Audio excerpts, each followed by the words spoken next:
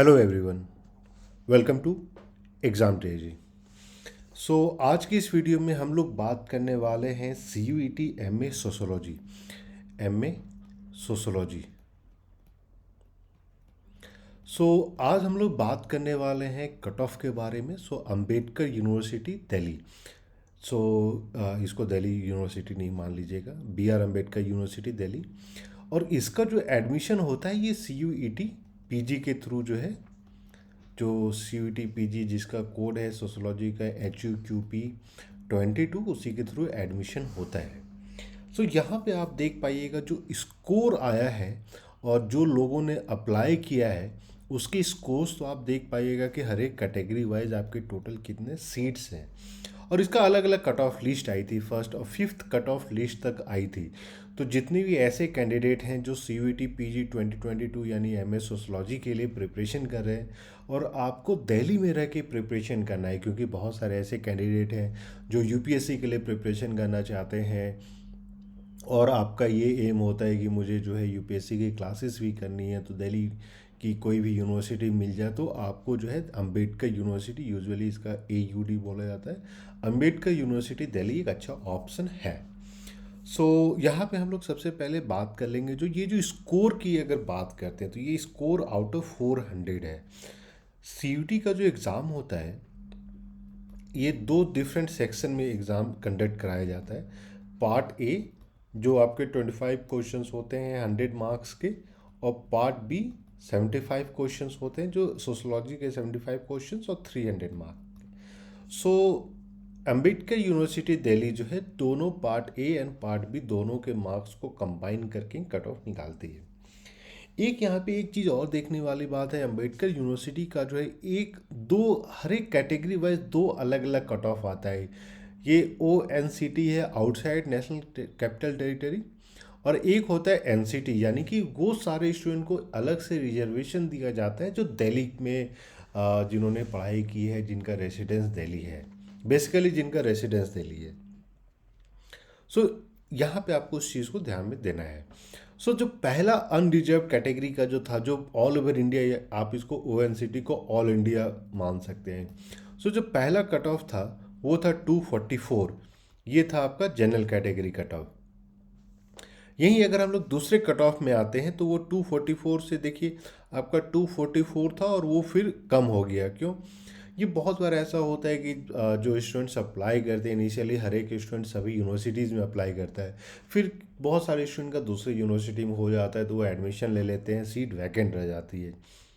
तो ये cut off जो है जनरल कैटेगरी का, अनरिजर्व कैटेगरी का जो है कट ऑफ डाउन हो गया 221 तक।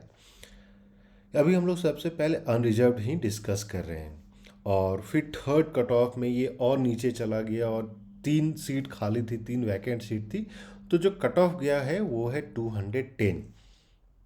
फिर फोर्थ कट ऑफ लिस्ट भी आई थी ये, और ये फोर्थ कट ऑफ लिस्ट में आप देखिएगा जो ये है ये अनरिजर्व NCT और दिल्ली के लिए ही है, यानी वो सारे स्टूडेंट जिन्होंने दिल्ली, जिनका रेसिडेंस है।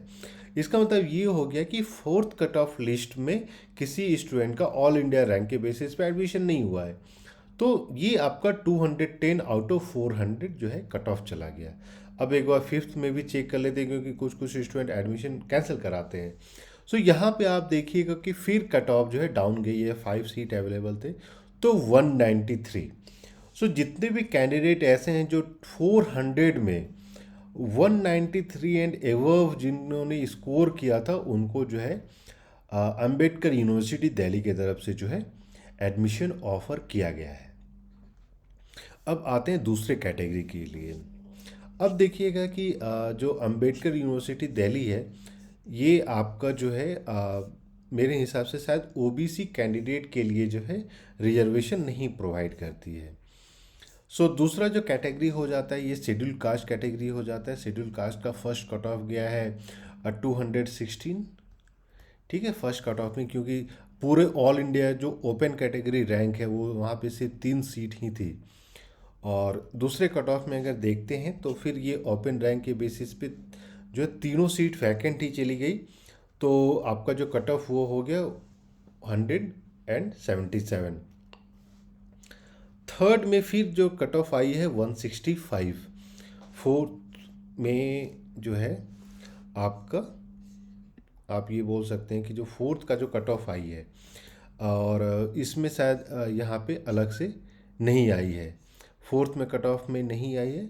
और वहीं अगर बात करते हैं फिफ्थ में, सो फिफ्थ में आपका फिर से जो ओपन कैटेगरी में जो शेड्यूल कास्ट के स्टूडेंट्स थे उनको जो है दो फिर भी वैकेंट चली गई, तो 159 आपका जो है कट ऑफ रहा है। सो फोर्थ कट ऑफ को हटा देते हैं क्योंकि उसमें सिर्फ जो है आपके दिल्ली के अनरिजर्व कैटेगरी का है।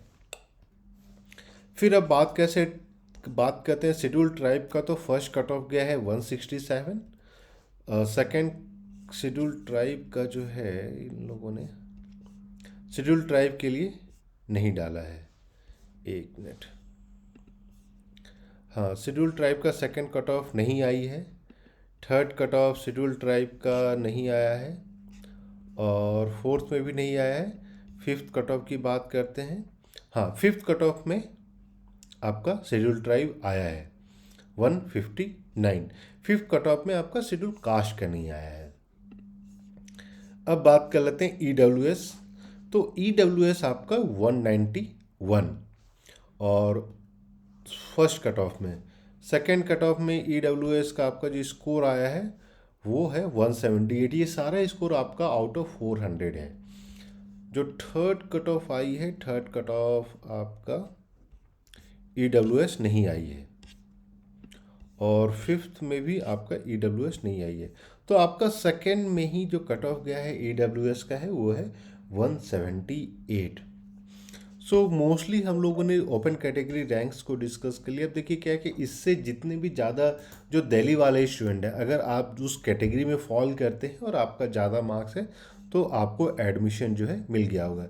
इसलिए जैसे यहाँ पे आप देख सकते हैं 212, आपका जो दिल्ली का जो जनरल कैटेगरी का जो है वो है 212।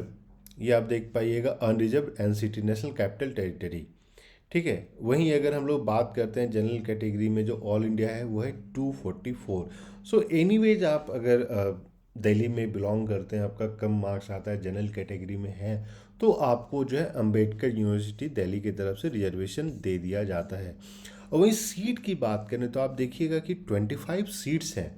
वहीं ऑल इंडिया कैटेगरी के लिए आपके लिए सिर्फ 12 सीट्स हैं, और जनरल कैटेगरी जो एनसीटी के हैं वो 25 सीट्स हैं। तो दोनों को मिला लीजिएगा तो अराउंड 37 आपके जो जनरल कैटेगरी सीट्स हो जाते हैं।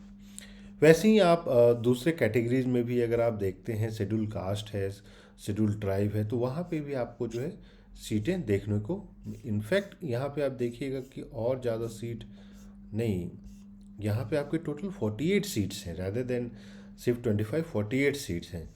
और ओबीसी को एनसीटी के अंदर जो है फिर रिजर्वेशन दिया जाता है। ऑल इंडिया कैटेगरी में ओबीसी को रिजर्वेशन नहीं दिया जाता है, लेकिन एनसीटी में रिजर्वेशन दिया जाता है।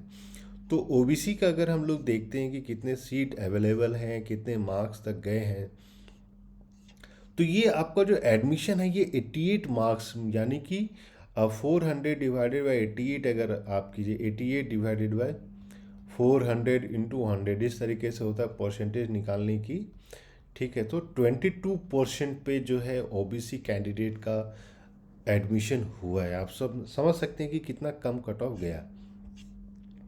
वहीं अगर शेड्यूल कास्ट की बात करते हैं कि कितने पे एडमिशन हुआ है, जो दिल्ली के शेड्यूल कास्ट के स्टूडेंट्स हैं, तो शेड्यूल कास्ट का 92 पे एडमिशन हुआ है। वहीं शेड्यूल ट्राइब की बात करते हैं, जो दिल्ली के शेड्यूल ट्राइब हैं जिनका डोमिसाइल दिल्ली है, तो उनका जो है 114 पे एडमिशन हुआ है।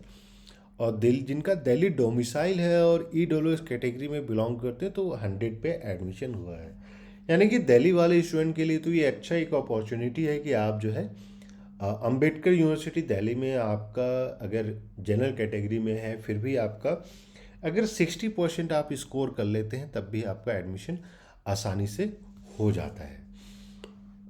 और जितने भी ऐसे कैंडिडेट हैं जिनको ये पूरा पीडीएफ चाहिए डिटेल में एनालिसिस करने के लिए, तो आप लोग 8448878849 पे कॉल या मैसेज करके पूछ सकते हैं। Will be sharing all the details.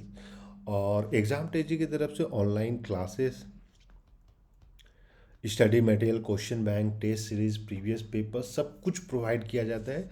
और इसी के साथ साथ पार्ट ए की भी प्रिपरेशन कराई जाती है। पार्ट ए, जहाँ पे आपको पार्ट ए के अराउंड 30 to 40 प्रीवियस पेपर्स मिल जाते हैं, 25 to 30 आपको प्रैक्टिस सेट मिल जाता है, टॉपिक वाइज क्वेश्चन बैंक मिल जाते हैं, सब कुछ प्रोवाइड किया जाता है।